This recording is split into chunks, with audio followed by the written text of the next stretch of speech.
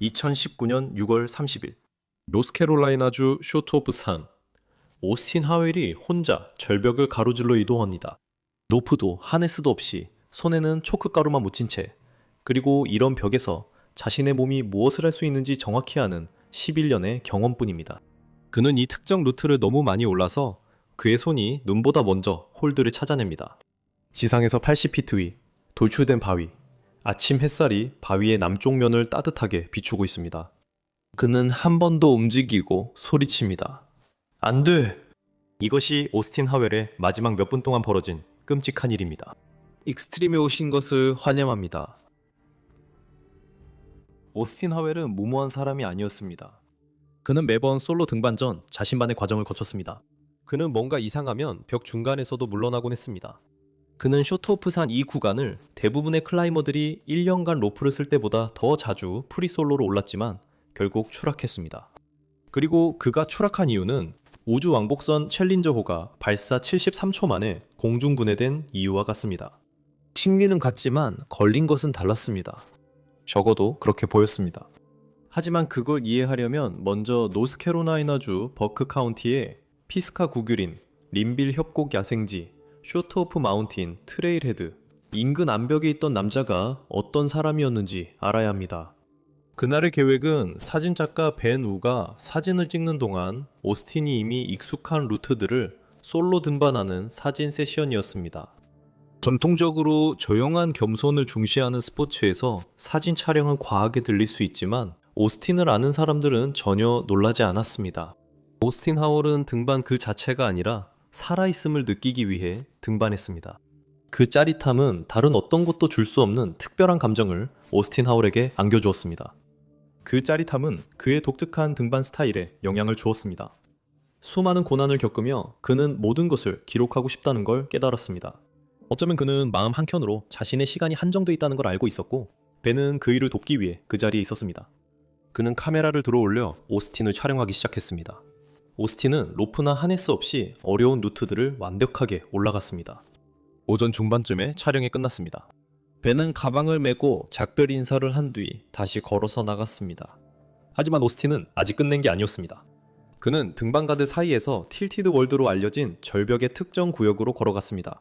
그곳의 바위는 바깥쪽으로 기울어져 있어서 아래 땅 위로 돌출되어 있기 때문에 등반가는 더 이상 두 발로 설 수 없습니다. 그 절벽에 매달려 있는 것은 극도의 코어 긴장과 손가락 힘줄만으로 온몸의 체중을 버텨야 하는 매우 힘든 육체적 퍼즐입니다. 실수할 여지는 전혀 없습니다. 하지만 아침이 지나가면서 오스틴은 로프 없이 땅에서 발을 떼고 이 루트를 오르기 시작했습니다. 겉보기에는 오스틴이 아침 내내 등반을 한 후 이런 루트에 도전하는 것이 오만하게 들릴 수 있습니다. 마치 스턴트맨이 불필요한 스릴을 쫓는 것처럼요. 하지만 오스틴은 아드레날린이 치솟는 쾌감을 쫓는 게 아니었습니다. 중요한 건 그가 무엇으로부터 도망치고 있었느냐는 점이었습니다. 오스틴은 처음 암벽을 접하기 훨씬 전부터 불안정한 환경이 빚어낸 아이였습니다. 1987년 텍사스 프렌즈우드에서 태어난 오스틴은 4살 때 부모님이 이혼하셨습니다. 오스틴은 너무 어린 나이부터 두 집을 오가며 자랐습니다. 2006년 휴스턴 대학교에서 19살의 전기공학과 신입생이었던 오스틴은 실내 암벽 등반장에 들어섰고, 그곳의 암벽은 젊은 남자를 사로잡아 절대 놓아주지 않는 무언가로 그를 끌어당겼습니다. 하지만 2년 후인 2008년 모든 것이 거의 끝날 뻔했습니다. 같은 실내 체육관에서 연습 등반을 하던 중 그의 안전 로프를 잡고 있던 사람이 실수로 로프를 잘못 다루는 바람에 그는 35피트 높이에서 콘크리트 바닥으로 곧장 추락했습니다. 충격으로 등뼈가 부러지고 발이 부서졌지만 가장 심각한 상처는 보이지 않았습니다. 추락으로 그의 뇌에 출혈이 생겼습니다. 그리고 뇌가 그런 신체적 외상을 입으면 항상 제대로 회복되는 것은 아닙니다. 오스틴은 10대 때부터 이미 조용히 우울증과 싸우고 있었습니다. 부러진 뼈들이 천천히 회복되는 동안 그 머리 부상은 오스틴이 겪고 있던 내면의 고통을 심각하고 숨막히는 상태로 증폭시켜 도저히 벗어날 수 없게 만들었습니다.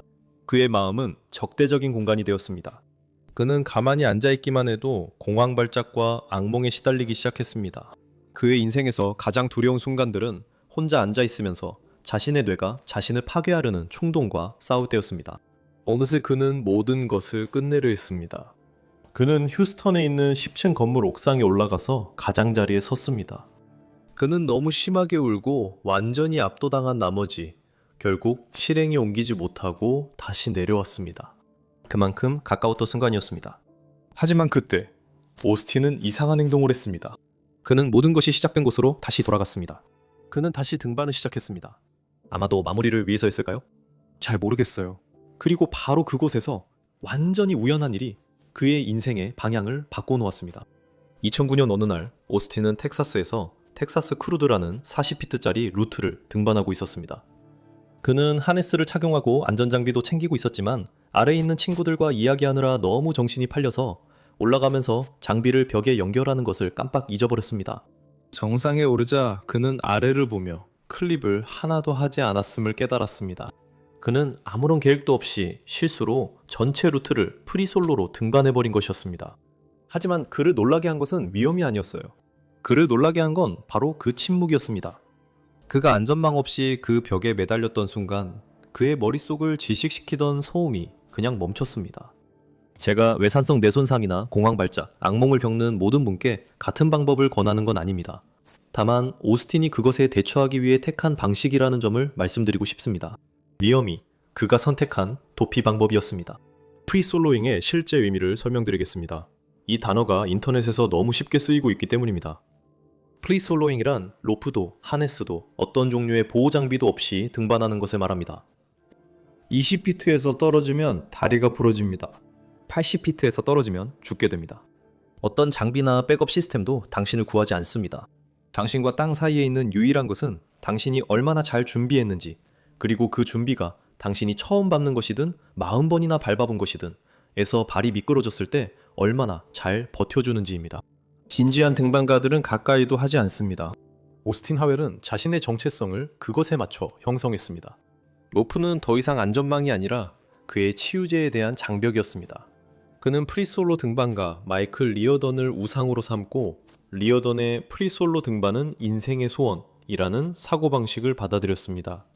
오스틴은 이것을 뼛속까지 믿었고 그 극단적인 치료법을 한계까지 밀어붙였습니다. 손끝으로 절벽에 매달려 있을 때는 뇌가 잡생각을 하거나 슬퍼할 여유가 없다는 사실이 드러났습니다. 뇌는 오직 한 가지, 당신을 살리는 데만 집중합니다. 중력은 완벽한 집중을 강요하죠. 우울함도 기쁨도 없고 오직 다음 동작, 지금 잡고 있는 홀드, 균형을 잡기 위해 사용하는 발, 그리고 모든 것을 버티게 해주는 코어의 긴장감만이 존재합니다. 적어도 그의 시각에서는 그랬습니다. 그는 프리솔로의 짜릿함 속에서 항상 갈망해왔던 마음의 침묵을 찾았습니다. 당신도 그런 감정을 느껴본 적이 있을 겁니다. 비록 절벽이는 아니었겠지만요. 아마도 무거운 중량을 들어 정말 완전히 실패할 때까지 밀어붙였거나 엔진을 만지며 1시간 동안 모든 것이 멈춘 듯 했던 순간이었을지도 모릅니다. 소음이 완전히 사라지는 그 상태 말이죠. 그 후 10년 동안 오스틴은 미국 역사상 가장 독특하고 엄청난 프리솔로 기록 중 하나를 세웠습니다.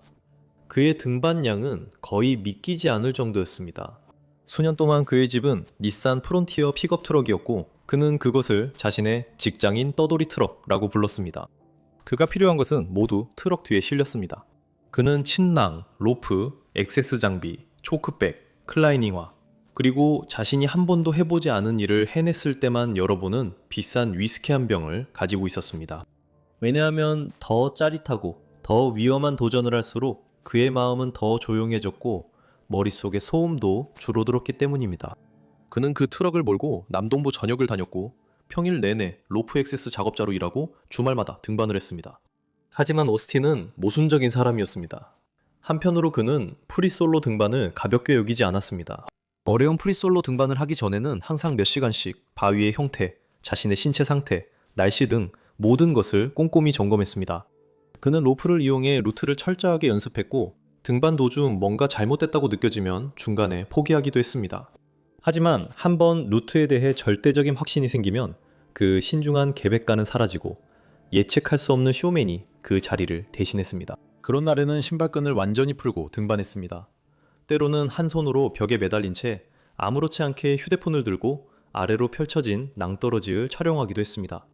또 어떤 때는 산 위의 두 개의 큰 바위 사이에 발과 종아리를 끼운 채 거꾸로 매달리기도 했습니다. 하지만 그가 가장 화제가 되었던 묘기 중 하나는 아무것도 입지 않고 등반을 했을 때였습니다. 정말 말 그대로 아무것도 입지 않았습니다. 2015년 4월 인터넷에 한 영상이 올라왔습니다. 영상에는 한 등산객이 절벽에서 나체 남자를 우연히 발견하는 장면이 담겼습니다. 등산객은 곧바로 휴대폰을 꺼내 촬영합니다. 카메라 밖에서 목소리가 들립니다. 세상에, 이 사람 미쳤네. 저 루트를 혼자 밧줄도 없이 벌거벗은 채로 오르고 있어. 완전히 제정신이 아니야. 그 사람은 오스틴 하웰이었습니다. 그는 쇼트오프 산에서 산피치 루트를 프리솔로로 오르고 있었고 회색 뉴스보이 캡 외에는 아무것도 입지 않고 있었습니다. 그는 이것을 말 그대로 정말 자연 그대로의 초등이라고 불렀습니다. 에피TV에서 그 소식을 다뤘습니다. MTV 리디큘러스니스에도 방송됐습니다. 오스틴 하웰은 등반계에서 알몸 솔로 등반가로 널리 알려지게 되었습니다.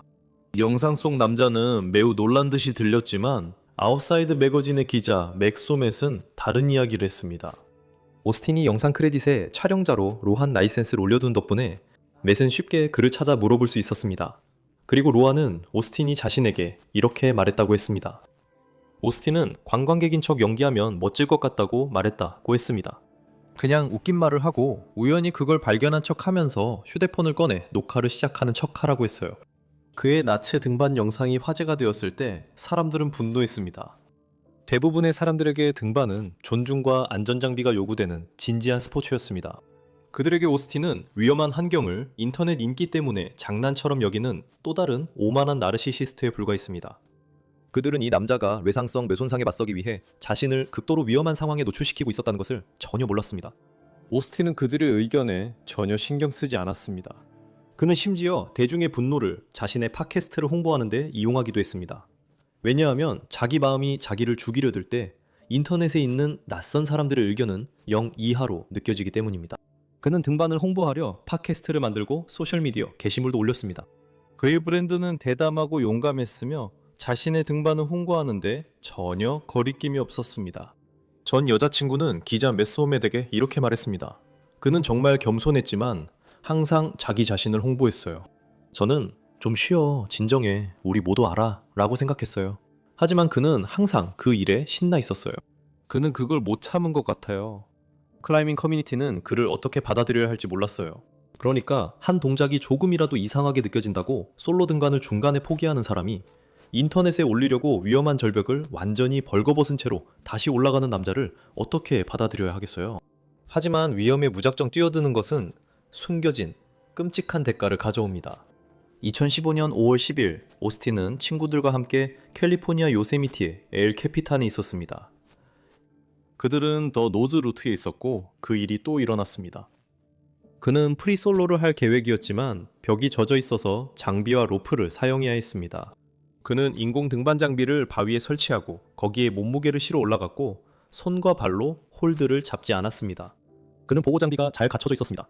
그는 등반을 계속하다가 20피트쯤 올랐을 때 인공 등반 장비 하나가 그의 체중을 버티지 못하고 벽에서 빠졌습니다. 그리고 또 하나 빠졌을 겁니다. 그는 머리부터 바위 턱에 부딪혔습니다. 그 추락으로 인해 그의 두개골과 손목이 골절됐고 목뼈 5개가 산산조각 났습니다. 엑스레이로는 충격이 그의 뇌에 어떤 영향을 미쳤는지 알 수 없었습니다. 그는 중환자실에서 깨어났을 때 왼쪽 귀에 청력을 잃었고 평형 감각이 완전히 망가져 있었습니다. 그는 눈을 감을 때마다 세상이 마치 안에서 누군가가 그를 흔드는 것처럼 빙글빙글 돌았습니다. 그는 중환자실에서 이틀을 보냈고 그 후 거의 일주일 동안 병원 침대에 누워 있었습니다. 그는 이렇게 말했습니다. 내가 눈을 감을 때마다 마치 홈디포에 있는 페인트통 흔드는 기계 안에 던져진 기분이었어요. 하지만 포로 수용소에서 탈출을 계획하는 스티브 맥퀸처럼 오스틴이 다음에 무엇을 했는지 여러분도 아마 짐작할 수 있을 겁니다. 치유가 시작된 지 12주쯤 되자 그는 더는 기다리지 않기로 했다. 그는 정말로 자신의 깁스를 잘라내고 목 보호대를 벗어던진 뒤 미시시피에 있는 아버지 집으로 이사했습니다. 그곳에서 그는 매일 미친 사람처럼 훈련하며 뼈 하나하나, 힘줄 하나하나를 다시 만들어갔습니다. 마치 인생에 집착이 된 무언가에 집중적으로 몰두한 사람처럼 말이죠. 오스틴은 등반에 집착했습니다. 그곳이 바로 그의 생명줄이었습니다. 2016년 4월까지 오스틴은 다시 암벽에 올랐을 뿐만 아니라 두개골이 부서지기 전보다 더 노출감이 큰 곳에서 등반을 하고 있었습니다. 무언가가 달라졌습니다. 친구들도 그것을 알아챘습니다. 훈련의 분위기가 달라졌습니다. 그는 숙련된 로프 클라이머들조차 보기만 해도 불안해질 정도의 난이도로 프리솔로 등반을 시작했습니다. 그는 모든 것을 기록하기 시작했습니다. 프리솔로, 그 과정, 철학을 인스타그램, 블로그, 그리고 The Process라는 팟캐스트에 남겼습니다. 그 팟캐스트의 슬로건은 인생은 본질적으로 위험한 스포츠다 였습니다. 같은 해 말에 그는 상식을 완전히 거스르는 신체적 위협을 이루어냈습니다.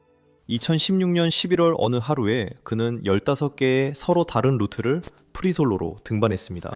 그것은 로프 없이 1마일이 넘는 기술적으로 까다로운 수직 암벽을 등반한 것입니다. 하루 종일 극심한 근육 피로를 견디면서 손끝으로 벽에 매달린 채 그 정도의 극도의 집중력을 유지하는 것은 거의 초인적입니다. 그는 공식적으로 의사들의 예측이 틀렸음을 증명했습니다. 그는 다시 스포츠의 절정에 올랐습니다. 그는 완전히 상황을 통제하고 있었습니다. 적어도 그는 그렇게 생각했습니다. 자, 이제 중요한 점이 있습니다. 저는 매달 패트리온 전용 영상을 만듭니다. 경고는 이미 있었습니다. 여기서만 볼 수 있습니다. 그게 당신 취향이라면 설명란에 링크가 있습니다. 2019년까지 그는 19개가 넘는 서로 다른 5.12 루트를 37번이나 프리솔로로 등반했습니다. 참고로 5.12 루트는 홀드가 10원짜리 동전만 할 정도로 작은 등반 코스입니다. 이런 자세들은 몸을 벽에서 뒤로 젖혀지게 만들 수 있고 로프와 아래에서 확보해주는 파트너, 그리고 수년간의 혹독한 훈련을 한 등반가조차도 첫 시도에서 겸손해질 수밖에 없습니다. 오스틴은 아무 장비 없이 그런 루트들을 등반했습니다. 오스틴이 소화하던 그 정도의 양과 난이도로 솔로 등반을 하는 사람은 전 세계에서 손에 꼽을 정도일 것입니다. 사람들이 로프 없이 등반한다고 오스틴은 미쳤다 했을 때 그는 단호히 답했습니다. 실례지만 제 인생에서 기쁨을 주는 것들을 포기하게 둘 생각은 전혀 없습니다. 이렇게 해서 우리는 2019년 6월 30일 일요일 오전 11시 30분으로 다시 돌아오게 됩니다. 이 논리라면 벤의 카메라 앞에서 포즈를 취하고 벤이 떠난 후에 오스틴이 혼자서라도 잠깐의 기쁨을 느끼고 싶어 했다는 게 이해가 됩니다. 그는 밧줄도 없이 지상에서 80피트, 약 24m 높이에 있었습니다. 그것은 3층 건물 높이였고 오스틴은 그 길을 잘 알고 있었습니다. 오스틴은 쇼트호프 산의 이 구간을 너무 많이 올라서 아마 그의 손이 눈보다 먼저 홀드를 찾았을 겁니다. 오스틴은 정상에 거의 도달했지만 이 구간의 벽은 위로만 뻗어 있지 않습니다. 이 벽은 땅 위로 튀어나와 있어서 등반자는 매 순간 자신의 체중과 싸워야 합니다.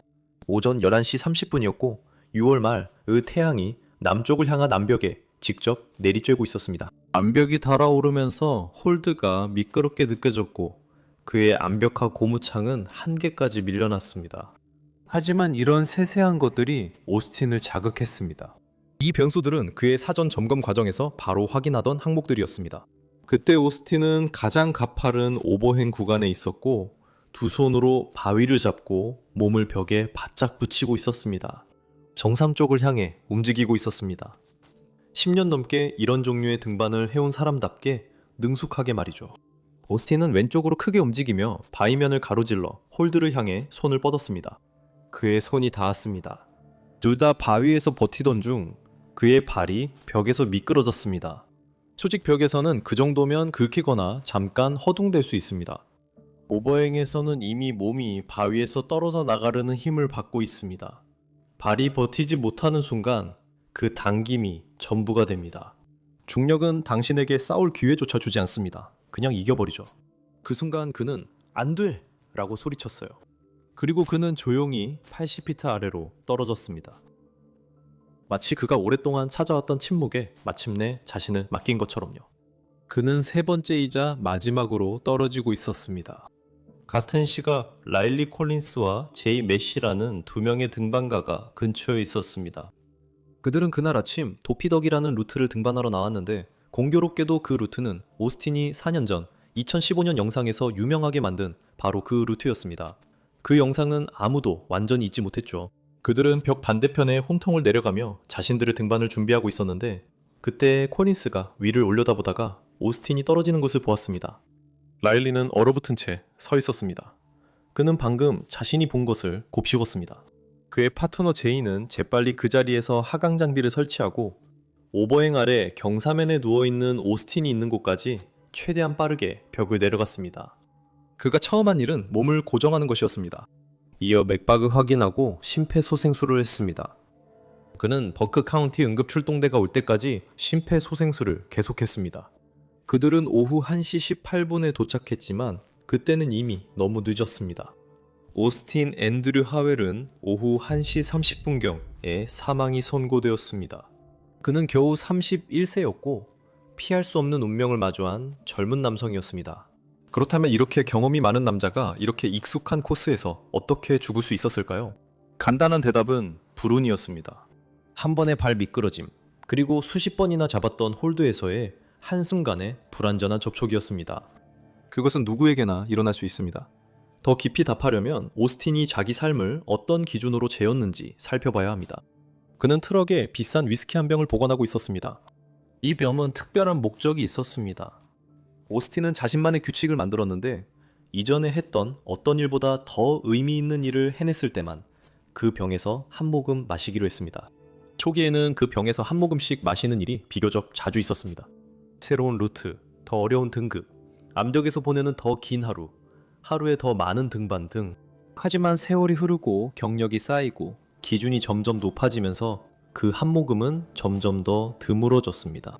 실제로 그게 의미하는 바는 오스틴 하웰이 대부분의 클라이머들을 겁에 질리게 만들 일들을 수년간 해왔고 아무 일도 없다는 듯이 그 상황에서 벗어났다는 것입니다. 그런 일을 여러 번 반복하면 미묘한 변화가 생깁니다. 그건 무모함도 아니고 오만함도 아니며 그 둘보다 훨씬 조용하고 훨씬 더 위험한 무언가입니다. 왜냐하면 그건 그냥 슬며시 다가오기 때문이죠. 이런 현상에는 심리학적인 용어가 있습니다. 여러분은 아마 1986년 아침 우주왕복선 챌린저호가 발사 73초 만에 산산조각 나서 탑승한 7명 모두가 사망했던 그날을 기억하실 겁니다. 사회학자 다이앤버는 무슨 일이 일어났는지 밝혀내기 위해 10년간 연구와 조사를 했습니다. 그녀는 이것을 일탈의 정상화라고 불렀습니다. 다이앤버는 엔지니어들이 이미 관리 가능한 작은 경고 신호를 목격했다고 밝혔습니다. 이전 비행에서의 신호들과 오링 문제들이 있었지만 매번 우주왕복선은 어쨌든 발사되었고 무사히 돌아왔습니다. 그리고 매번 우주왕복선이 무사히 돌아올 때마다 오링 문제는 점점 더 문제가 아닌 것처럼 느껴졌습니다. 변한 것이 아니라 아무 일도 없었기 때문입니다. 그렇게 여러 번 반복하다 보면 경고가 더 이상 경고처럼 느껴지지 않습니다. 그들의 마음은 그 경고 신호를 정상적인 배경 소음으로 재분류하게 되죠. 오스틴은 11년 동안 그런 배경 소음 속에서 지냈고 11년 동안 평범한 등반가라면 죽었을 암벽에서 늘 무사히 돌아왔습니다. 그 벽이 더 안전해진 것은 아니었습니다. 그는 상황에 익숙해지고 있었습니다. 노스캐롤라이나에서 그 벽을 오르는 것이 결코 덜 위험했던 것도 아니었습니다. 오스틴에게는 그저 그렇게 느껴지지 않게 되었을 뿐입니다. 몇 달 전 그의 아버지가 그와 대화를 나눴습니다. 그는 말했습니다. 아들아, 네가 이걸 계속하면 무슨 일이 일어날지 알지? 오스틴은 대답했습니다. 네 아빠, 다 생각해봤고 제 행동에 대한 결과도 감수할 준비가 되어 있어요. 오스틴 하월은 자신의 결정에 따른 결과를 받아들였습니다. 하지만 다음 등반가는 체계적이고 안전에 집착하는 전설적인 인물이었으며 30년 동안 이 스포츠의 모든 규칙을 완벽하게 익혀 살아남았습니다. 어느 평범한 오후, 그는 자신의 장비에서 치명적인 경고 신호를 보았지만 하루만 더 버틸 거라고 스스로에게 말했습니다. 그 다음엔 이런 일이 벌어졌습니다.